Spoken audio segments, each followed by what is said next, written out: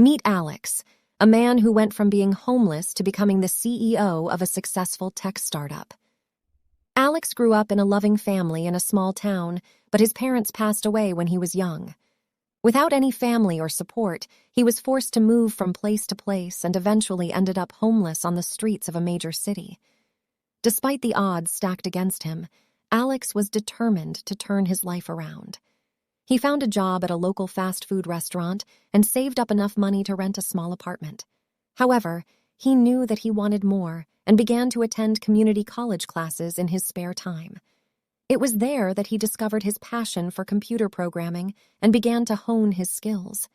As he gained more experience, Alex applied for jobs in the tech industry and was eventually offered a position as a software engineer at a startup.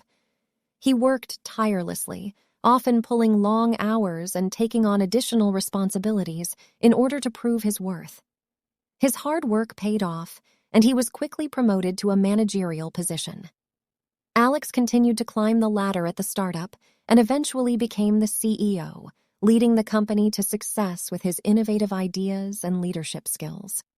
Along the way, he never forgot his past experiences and used his position to give back to the community that had helped him during his darkest moments.